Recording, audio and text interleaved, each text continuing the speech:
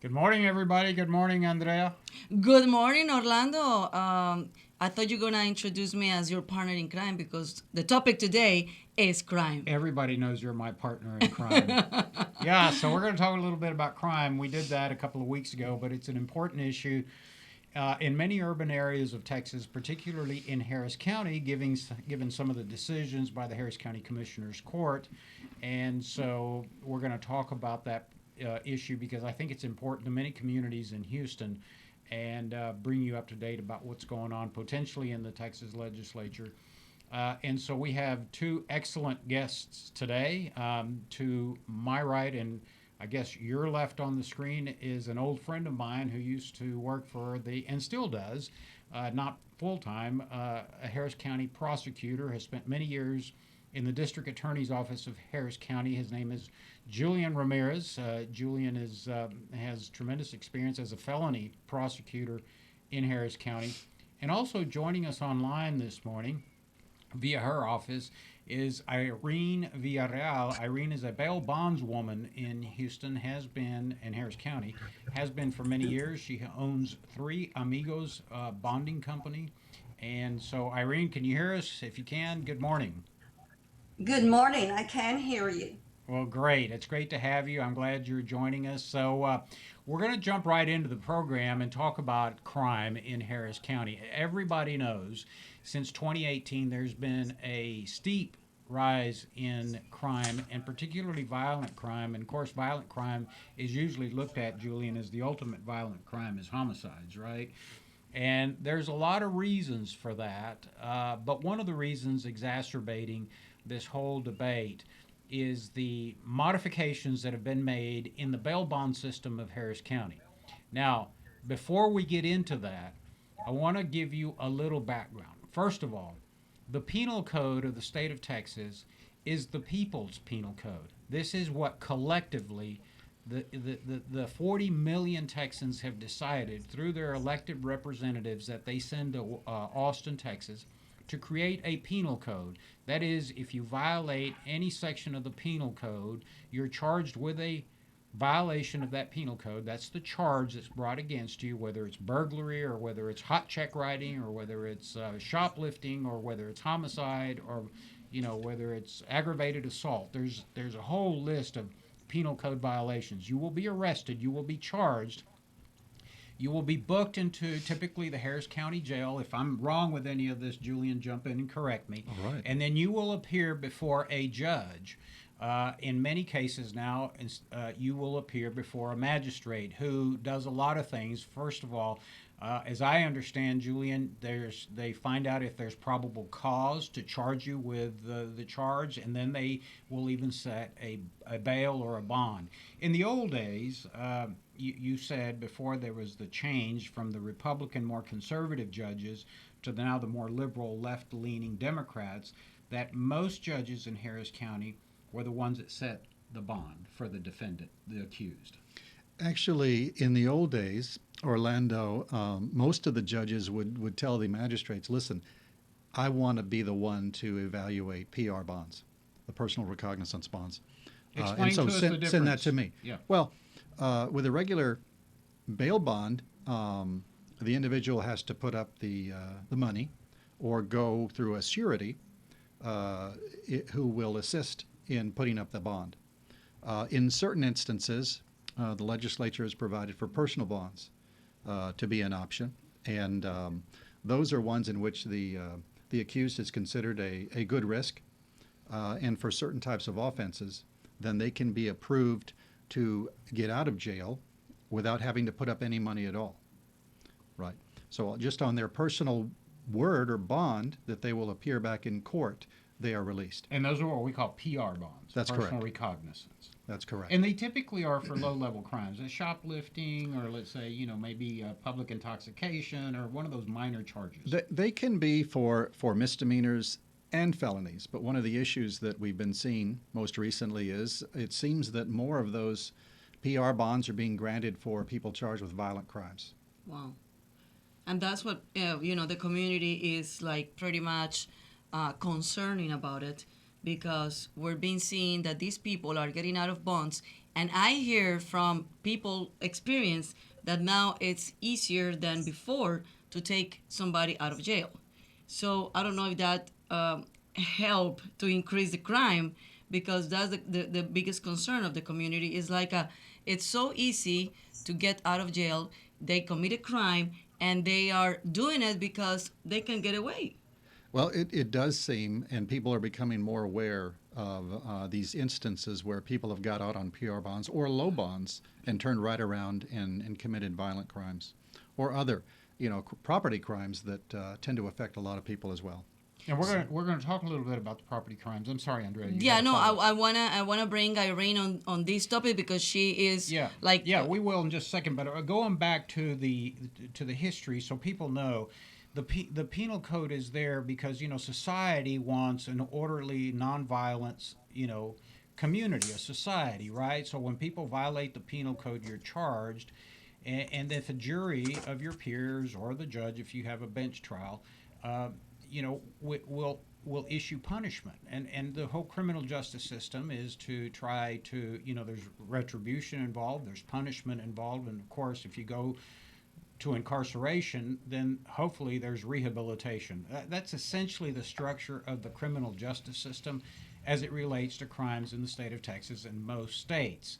So, as Andrea was saying, and Julian just talked about, a surety or a bail bonds company that most people, let's just say if you're charged or I'm charged with, let's say, a violent crime, I go to a Pizza Hut or a Domino's Pizza and I'm wielding a shotgun and I demand the cash in the register. That's an aggravated robbery. I mean, there's a difference, right? So it's aggravated because I have a weapon now, and that's a felony violation, and I probably will be appearing before a judge in the old days. And then let's say they say, okay, you can be released until your trial date, but you've got to put up a $30,000 bond. Well, most people don't have $30,000 sitting around, so they'll go to a bail bondsman, and that's where the bail bond industry comes in. Irene Villarreal is a bail bondswoman here in Harris County, owns Three Amigos Bail Bonds. So, Irene, am I somewhat structurally correct on how that process works? Oh, yes, sir, very much so. Okay, Yes. good. And so the whole reason behind that, again, and just so I can get the history out of the way, is that society wants to make sure that those that are charged with a crime and maybe are given a bond, because not everybody is given a bond, that you come back to be adjudicated, to have your day in court, so that society can determine whether you're guilty as charged or not guilty. And that's the whole process. And if it works well, then there's a protection for society, and there are constitutional protections for the defendant. And now, Harris County got into some trouble because some years ago, some people brought lawsuits against the Harris County bail bond system because they said it was unconstitutional. So most people in Harris County believe that the Harris County bail bond system has been declared unconstitutional by the federal courts. As I understand, that is not true. There was only one specific portion that was brought before the federal courts, and that was that people that were being charged with minor crimes and didn't have the $2, $5, $10,000 to post, they were indigent. They were languishing in the Harris County jail, and the courts found that to be unconstitutional. That essentially, the federal judge said those folks need to be granted a hearing within a certain amount of time, whether it's 24 hours or 48 hours. That was the only part I understand was declared unconstitutional. But the Harris County Commissioner's Court went way beyond that. And that's why we're getting all these PR bonds, these personal recognizance bonds, $100 set by a magistrate. We don't know who the magistrates are. They're not elected. And so it's created a real problem in Harris County. Irene, is that kind of as how you understand it? Yes, it is. Okay. As a matter of fact, the misdemeanor judges and commissioners court deem burglary of a vehicle a nonviolent crime. Defendants charged with a nonviolent crime receive a free, what they call a general office bond. They're normally $100, but they're a free bond as well. The GOB bond, the general office bond, is the worst bond that Harris County can give, in my opinion, because the defendant doesn't see a judge or a magistrate. Their prior history or any criminal history is not investigated. The defendant gets released immediately. They can receive an unlimited amount of $100 GOB bonds. 55% of these defendants do not go back to court. They fail to appear. So that's a real big problem. And in many cases, Irene, from what we're hearing from news reports, is because their past criminal record isn't looked at with respect to what their charge is, because it's nonviolent, as you say, burglary of a motor vehicle, and we'll get a little more into that.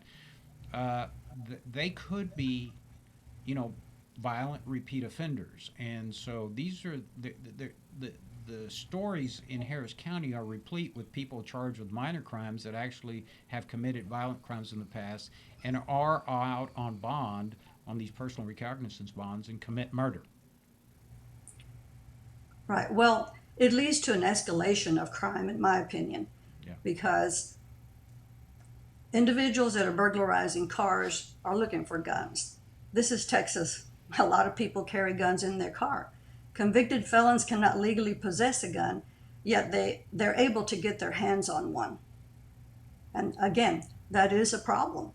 And they're able to get their hands on them because, as we're going to watch here in a minute, Mark's going to load up a video, they know where to get those guns. As Irene says, they know a lot of Texans carry firearms in their vehicles, so because they can't legally purchase a firearm, they go burglarize your car. That's now considered nonviolent, and of course, that's what Harris County is doing, issuing PR bonds to these criminals that are that know where to find guns. And Mark's going to run a piece that that we saw here recently in the news. So go ahead, Mark.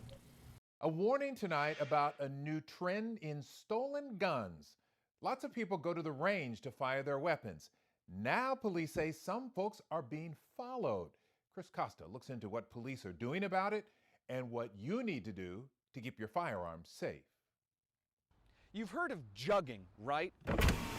Crooks watch from afar while you take money out of an ATM and then follow you and steal that cash. Houston police say that crime is happening more now at gun ranges, and officers say they caught 2 men red-handed. Shooting some practice rounds at your favorite range? These guys are targeting those people. Yes, you, the target of thieves. They know where to find lots of guns in one convenient location, your car at a shooting range or gun store, following you after you leave and breaking in. They're also learning that, well, why not go for more than one gun? Compare the first 4 months of last year and this year. Houston police say there were 108 more car break-ins with guns stolen in 2020 than in 2019. Almost all of the guys that we're catching are convicted felons. This particular vehicle was linked to another burglary firearms jugging case. In a case earlier this month, Houston police caught 2 men who they say are members of a criminal gang stealing guns out of a man's car at a Houston shooting range. Victor Gwynn and Michael Parker were charged with engaging in organized criminal activity. One less gun on the street is one less victim out there. So don't leave your guns unsecured. Crooks know all the usual hiding spots: under the seat, or in a glove compartment, or center console. That's something you have to live with, that your complacency was a factor in that. In Houston, Chris Costa, KHOU 11 News. So what we've developed is an industry where folks with criminal records who are not legally able to purchase a firearm know where to get those firearms, and it's created quite an industry, a black market for these firearms. Julian, I mean, it's disturbing. You're No a question about it. prosecutor. Are we correct that this is a market now? Well, we've just seen the evidence that this is on the increase, and it's a cause for concern. Absolutely. Yeah. Absolutely. So, And Irene, these folks that are stealing these guns because they're breaking into motor vehicles, what are you seeing? What are the bonds that are being attached to these defendants? Well, as I said before, we're not seeing much of those bonds because these people are receiving a general order bond. And so that they're just free to go. A slap in the hand and they're out of jail. So And I want you guys to explain the bail bond reform that it's now debated in Texas, and how that's gonna change the game for the community, because that's very important. So that way, because the concerns of the community is like these people are getting away, as we say the expression, they're getting away with murder, and it's so easy for them to get out of jail. So explain to us what is debating right now in Texas and in the House and the Senate about the bail bond reform. All right, Andrea, if I can start with that. I took a look at the bill that the legislature is currently considering. It's House Bill 20, and it's advancing, and so we have hopes that it will pass. It's a good bill. It has some very good improvements in it over the current system, one of which is it would require the judges to look at the criminal histories of the people charged with crimes before they set bond. It would also require judges to consider the safety of law enforcement, the community, and the victim in setting the bonds. Now, this has always been the law, but it emphasizes it. It also would require magistrates and judges to go through training on these factors and the different laws that affect the setting of bail in a case. So I think this is a very good bill. It was a casualty of the Democrats fleeing at the end of the session to avoid, voting on other bills, but it has been resurrected in this second special session, and will probably pass, hopefully, if the Democrats don't flee again. Julian, you mentioned that it's a reinforcement, it's a reiteration of existing law, but where in Harris County did it go wrong? I mean, in other words, if it's just a restatement of existing law that the judges need to look at the past criminal history, how did Harris County get off the rails? Well, I think a lot of these anecdotes that we hear that are scary, people getting out committing violent crimes that have already been in jail for committing violent crimes, is a result of judges not taking the safety of the community into account. Now, and I want to be careful not to paint too broad a brush here. We do have some good judges who follow the law and consider public safety and the safety of the victim in setting bonds. However, there are others who are more concerned about releasing people out of jail and less concerned about the effect that it's having on the public.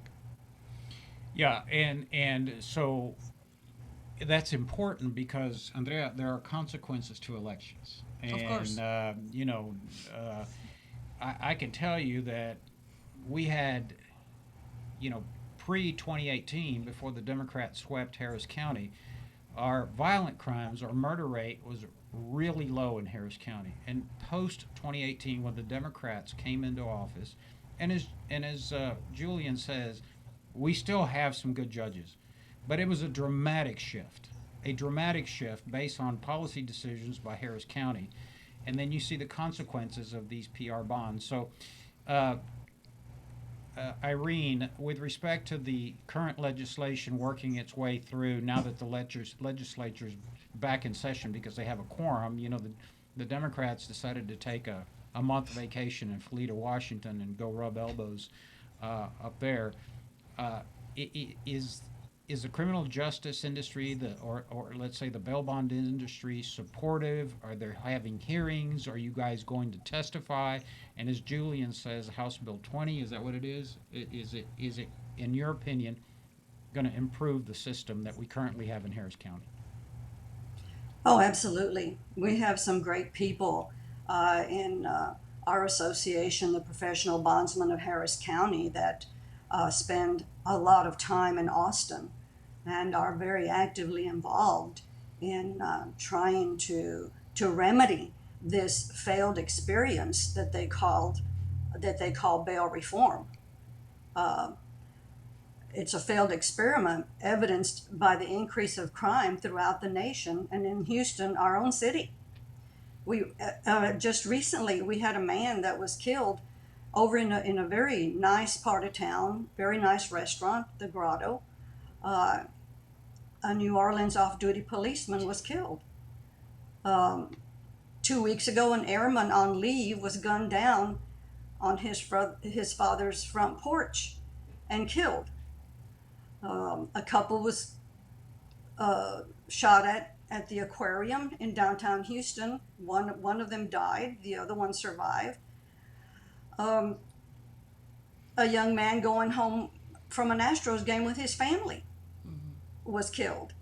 Random mass shootings have come to Houston, and we have got to do something about it. We've got to find a solution, get some common road in there, and let's make this a safer place for the citizens of Houston. I'm a senior citizen and I'm afraid to go out at night. I won't go out at night any longer. I won't go to the gas station by myself any longer. So, these are things that have changed the way that we maneuver in Houston. And the recent changes have not been for the better. And again, as I said, we need to find a better way. And I know that we can. As a people, we can come together and we can find a better way. Yeah, it reminds me of the story, Irene, that was really tragic and sad. A couple of months ago, there was a grandmother that was working out, and she went to a gym at 4:30 in the morning, and this was all on video. And this car pulls up, and guns are down. I mean, just randomly. I mean, these types of crime have people, as Irene says, scared at home to go to the grocery store, and so in Harris County, the system is backwards. It seems like now the advantage is to the defendant and criminal defendants, and those of us that are law-abiding, tax-paying citizens that are supporting and paying the salaries of these judges and everybody in the criminal justice system and the Harris County commissioners and the county judge, Lena Hidalgo, now they're on the side of the criminal. I mean, that's just, to me, is upside down, and it's frightening. I've been living in Houston for 21 years. I'm from Colombia. I came to this country in 1997, and I got to Laredo, Texas first in 1997. Then I got to Houston in 2000. And I remember that everybody was saying, such as like, let's go only to the good areas. Let's go only to the restaurants in the good areas. That's such a good areas and bad areas is no longer happening in Houston and Harris County,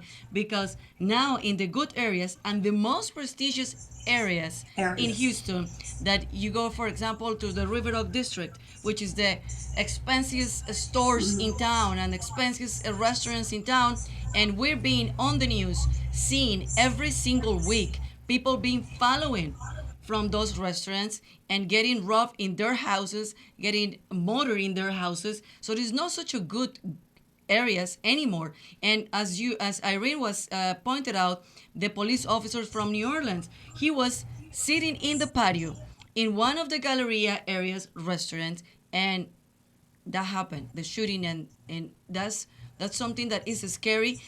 And Irene, you were saying, I'm no longer going out at night. It's like it doesn't matter. This happened during the day.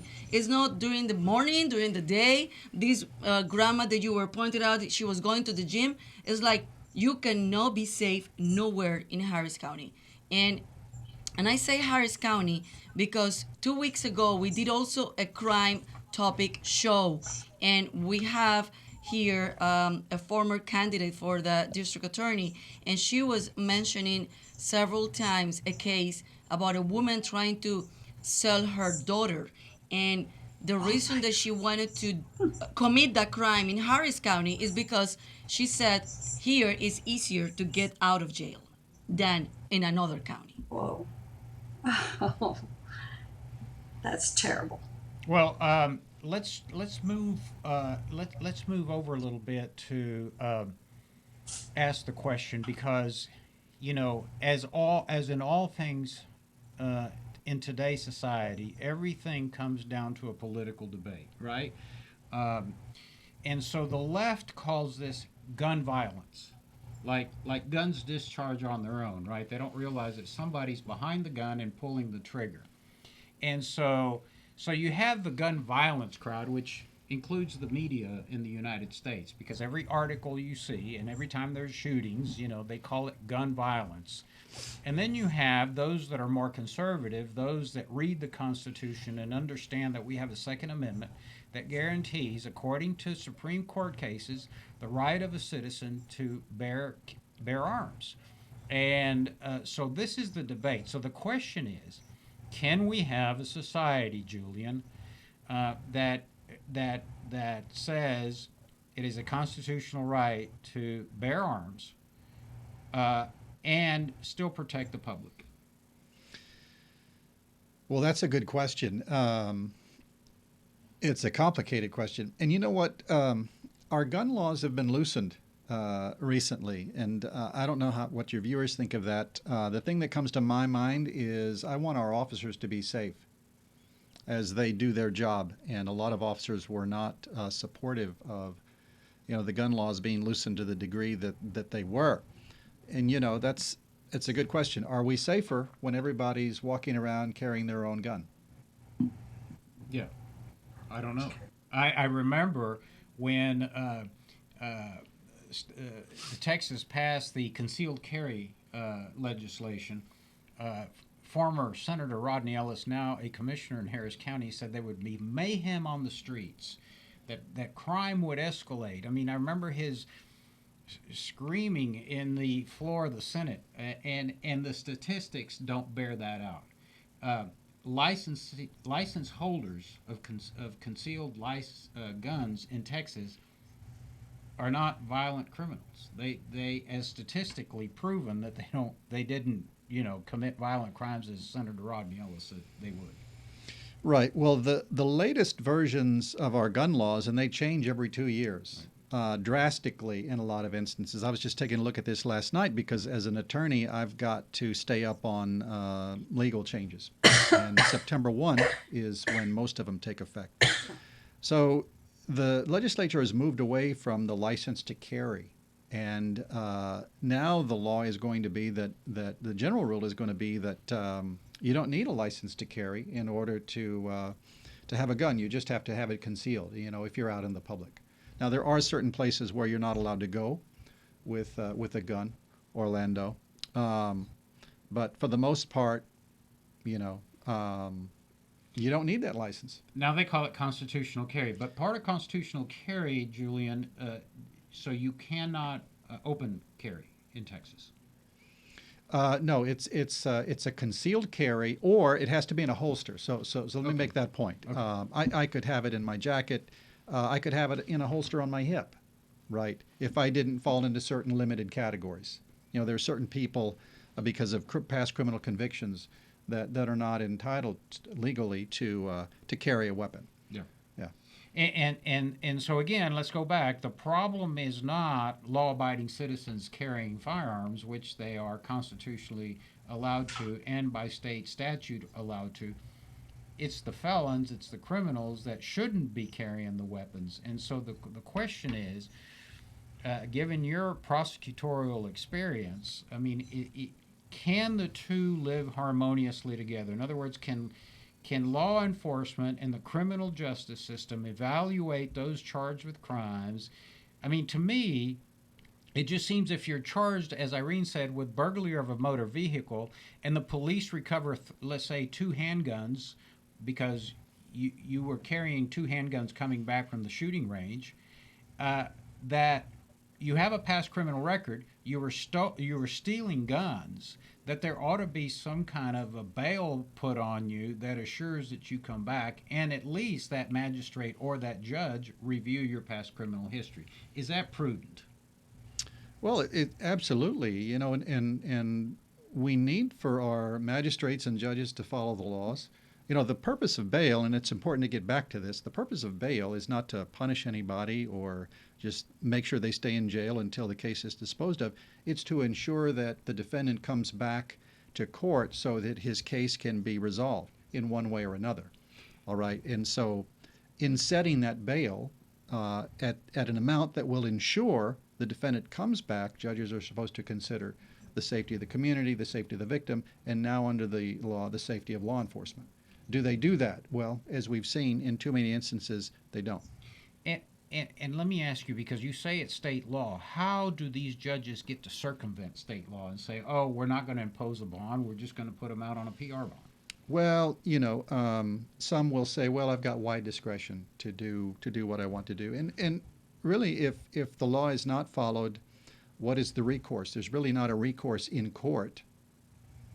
The recourse is at the ballot, every 2 or 4 years, whenever the judges come up for election. But the problem there is it's really difficult for the public to find out how a judge is doing. Mm-hmm. What are the metrics to determine whether a judge is doing a good job or not? To a large extent, we have to rely on our local daily newspaper, right, or our local news stations that don't give a lot of coverage to the individual judges. The Chronicle did a long piece on bonds recently, and there's really no detail in there about which judges are the ones who are releasing the most folks on PR bonds or setting the lowest bond. So it's really hard for the public to evaluate our judges, unfortunately. Yeah. Irene, you spend a lot of time in court. What are you seeing? I mean, are you seeing a wanton disregard for the law by these judges? They're just imposing their will and just letting the crime, continue to rise in Harris County because they care more about the perhaps the nationality, the ethnicity, the orientation of the defendant versus the public safety. I mean, what are you seeing in the courtroom? Well, as Mr. Ramirez was saying, there are those judges out there that are looking at the situation the way it currently is, and then there are some that are not. I wouldn't say that they're trying to ignore it. I believe that they're just not addressing the crime as it should be addressed. I'm seeing more recently that, and I believe that it's only because of the notoriety that's out there now regarding crime, and it's being covered much more so by the media than what it was before. We are seeing some bonds that are being assessed that were not assessed before. So there is a hint of a change right now. The hope is that there will be the proper punishment for the crime, but we'll see. It reminds me, and I said this on our last criminal justice program that we did, Julian, and I don't know when you came to Houston. I've been in Houston since 1962, but in the 80s, Texas had a real problem with crime. It started because Texas didn't have enough prison capacity in the Texas Department of Criminal Justice. So the relief valve was that the parole division of the Texas Department of Criminal Justice was beginning to give extra credit to defendants. So in other words, if the judge assessed punishment or the jury imposed, let's say, a 10-year sentence, rather than the defendant, now an inmate in TDCJ, serving 10 years, they were giving 5 months credit for every year served. So instead of a 10-year sentence, people were getting out in 5 years, and we were releasing these violent criminals that didn't have the time to rehabilitate themselves through the Texas Department of Criminal Justice, and the crime rate soared. And as a consequence, I remember news media did a fantastic job in Harris County, as I think they are now, to highlight this. And then, of course, Texas issued billions of dollars in bonds, began a prison building system, so we had more capacity to house violent criminals, and the crime rate went down. But as a consequence, back in the 80s, the Democrats ran everything, and so the public retaliated by sweeping out the Democrats and bringing in conservative judges, which we had until 2018.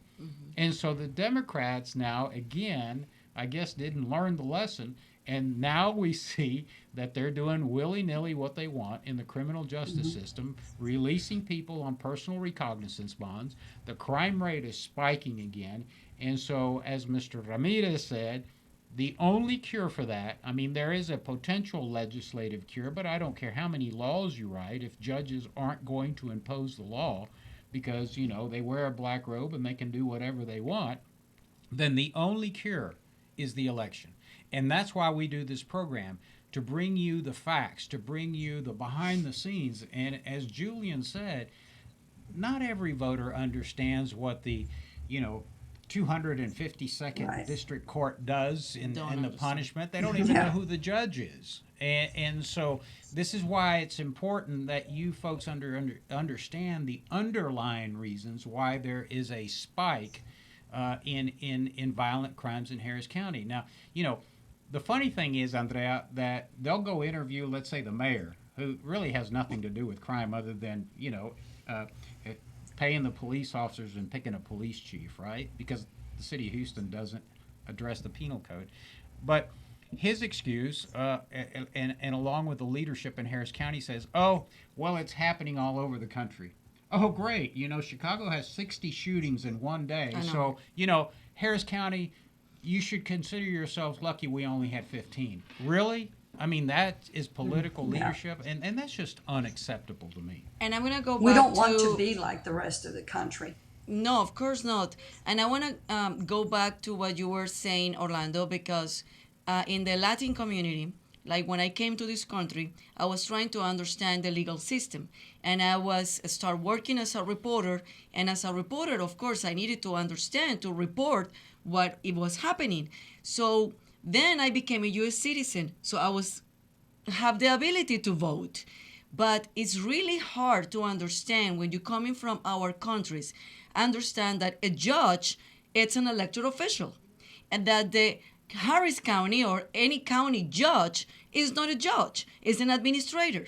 So that is something that is a lack of education and information in our community, because we're coming from Latin America, which is the legal system is completely different, trying to understand the system in this country and then vote with a really knowledgeable decision that what we are voting for. And when it goes, we go and vote for presidential elections, and we vote probably for mayor and the city council members. But when it comes to vote for the judge, we don't really vote.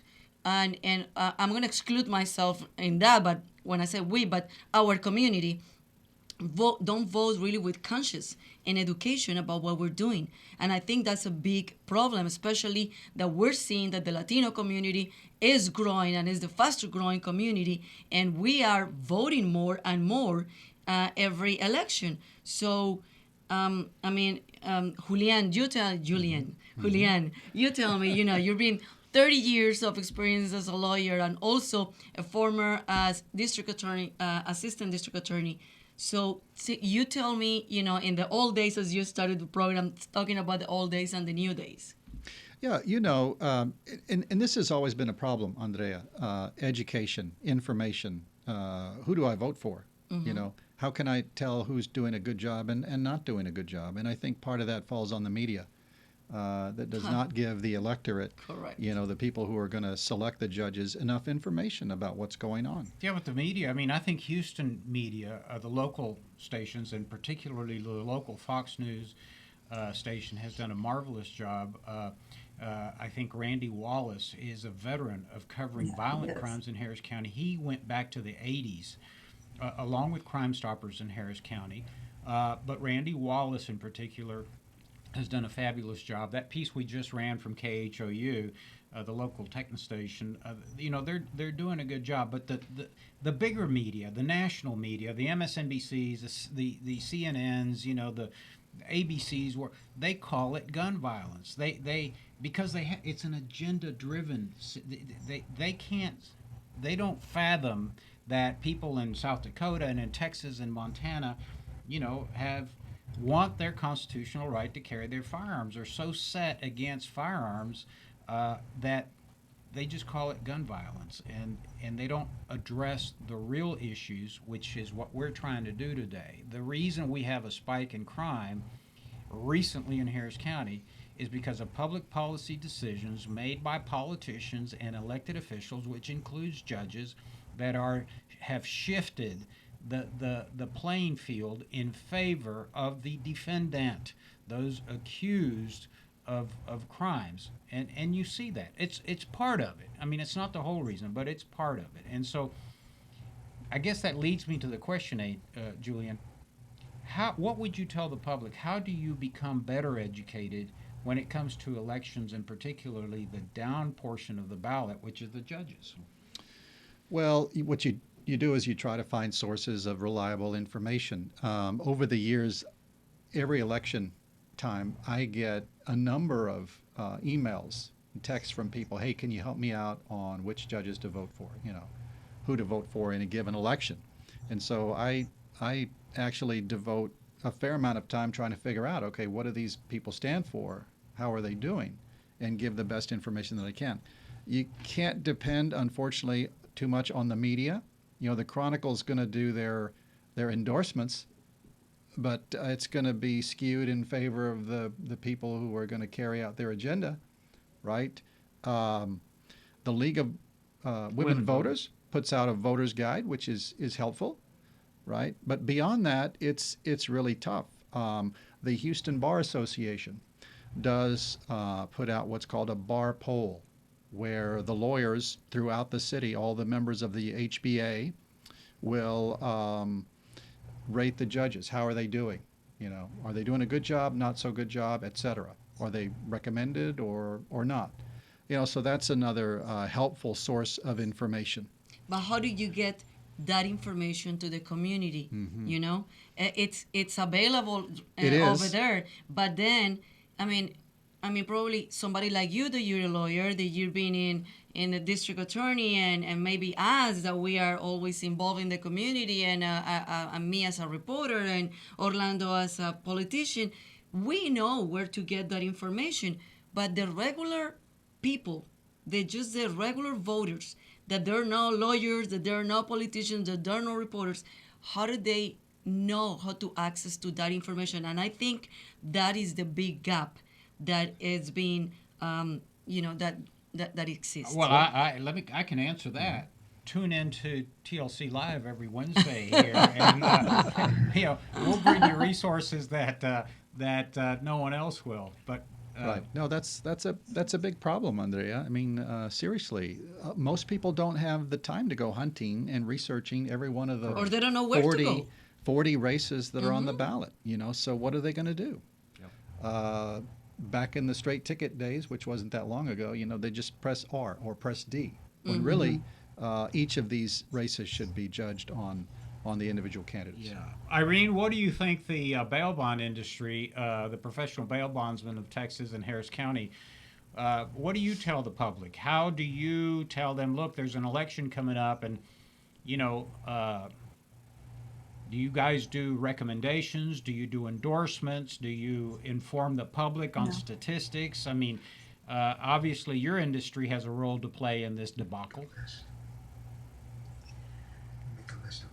Well, we make a list of candidates, and again, everybody has choice, and it's always better to make an informed decision than to make a non-informed decision. But we make a list, and of the judges and the other people involved in the election, and then everybody has to decide. Everybody knows right from wrong. Everybody has to decide what direction they're going to go in. Okay. And if I could, Irene, you bring up a good point, and you remind me that law enforcement organizations, the police unions, and other law enforcement organizations will put out lists come election time. So I think those should be consulted as well. Yeah, I think both having gone through this process, Julian, for many years, because as you know, I've probably been on the ballot more times than I want to admit to. But HPOU, with regard to, for example, that's the Union of Police Officers, the Houston Professional Right. Officers Union. They will endorse, and I think, with respect to county races and particularly judicial races, I think it's good to look at the list of recommendations by HPOU. Now, remember, being a union, with respect to municipal races, which again, the city of Houston doesn't have much to do with the criminal justice code or the penal code, they're more interested in benefits to the union, right? So, but same thing with the Harris County Sheriff's Association, and there used to be MASO, Mexican American Sheriff's Association, and so there are a lot of associations that do screen candidates and endorse them, and you can. What I tell people, it's best not to rely on one source. It's best to look at the Harris County Democrats, the Republican Party of Harris County, the HPOU, the Harris County Sheriff's Association. There's a multiplicity of endorsements, and so what I recommend people to do is, like Julian said, go to the League of Women Voters and pick up their little newspaper, which they have all the candidates listed, and then take the time to go to the Police Officers Union or to the C Club or to the Mexican American Democrats, whatever you want, the bar poll, and make notes. I found out that Judge Jones has been endorsed by 6 organizations. Well, that makes a difference, because if 6 organizations like Judge Jones, and Jones' opponent is Judge Carter, and Judge Carter doesn't have any endorsements, well, that ought to help you, even though you're not a professional. But at least that's what I tend to do. As Julian said, I gather all this information, and I take 20, 30 minutes of my day a week before I vote to sort of analyze these candidates. And I guess that's the recommendation I would give the public. That is in an ideal world, but how many people really gonna do that? That's my. Just they can tune into TLC Live. Yeah, every I Wednesday. think that's easier, and people love to watch videos these days, and that's we are really a good resource. And also our webpage, TexasLatinoConservatives.com, TexasLatinoConservatives.com. We're constantly putting out there links and information in English and Spanish. We need to start doing better in Spanish, putting more things in Spanish, because... Claro que sí. Claro que sí. Julián, ¿tú qué crees? Sí, I agree. Sí. Don't put him on the spot. Es cierto. Es cierto, míralo. So yeah, definitely, we're becoming a really good source for our community. We have links, we have information, we have videos, and we keep working on getting better on that, because definitely when it comes to our Latino community, and as I mentioned it earlier, it's hard to understand the legal system. It's hard to understand many things that is in this country, and it's many resources, but it will be easier for the people to take the time if they have everything in one place. Yeah. And so, having said all that, we're about out of time, but I want to thank Irene Villarreal of Three Amigos Bonding, who's been in the industry for a long, long time. I've full disclosure, I've known Irene for many years, because as the county treasurer in Harris County, we have what's called a county bail bond board. And we met every month for, at least when I was there 12 years, and I'm sure they still do. And we were a bail bond county, meaning that we also had regulation over the bail bond industry. And I got to tell you that the bail bondsmen in Harris County were excellent. That's just my opinion. They were excellent. They followed the law. They ensured that defendants came to trial. They risked their capital, their reputation. Their sureties were, screened them, and so the bail bond system in Harris County was working well. Were there problems? Yes, to the extent that the federal judge found that some folks were lingering in the Harris County Jail that didn't have access to money or didn't have any resources and did not get a hearing. Well, sure, that sounds unconstitutional to me too, in violation of due process. But again, let me remind you that the bail bond system in Texas and Harris County was not declared unconstitutional. What exacerbated the crime situation in Harris County were public policy decisions by the Commissioner's Court of Harris County and some judges that are, as Julian Ramirez says, off on their own, not following the law. And as Julian said, the remedy to that is the next election. So we need to pay attention to that. And I also want to thank Julian Ramirez because, you know, a lot of folks don't know, he's not a former prosecutor, although he's not officially employed at Harris County, right, at the That's district right. attorney's That's office. right. But you are still prosecuting cases. I still have several serious cases that I'm prosecuting. That's right. Yeah. And so, you know, as Andrea says, we bring you good resources. And the fact that we have an hour to spend with you, we'll bring you people that have been in the industry for 3 decades, 4 decades. You know, I knew this young man when he had dark hair. We and go he back knew, a long way. And you knew me when I had That's hair. right. And we all had to. That's right. So thank you for tuning in. Irene, thank you. Julian, thank you for joining us. We will welcome. keep you updated. Thank you. You're welcome. You're welcome. On the criminal justice system in Harris County and in the state of Texas. Probably in a couple of weeks, we'll talk about the movement of House Bill 20 through the Texas legislature. But for now, remember, if you want additional information, go to TexasLatinoConservatives.com. And Andrea, I'm going to toss it back to you to bid everyone a farewell. Muchas gracias, Orlando. Muchas gracias, Julián. Thank Muchas you. gracias, Irene. Gracias por habernos acompañado. Y gracias a De ustedes nada, por estar de nada. siempre con nosotros todos los miércoles aquí en TLC Live. Nos vemos el próximo miércoles. Chao, chao. See you guys next Wednesday and TLC Live. Adios.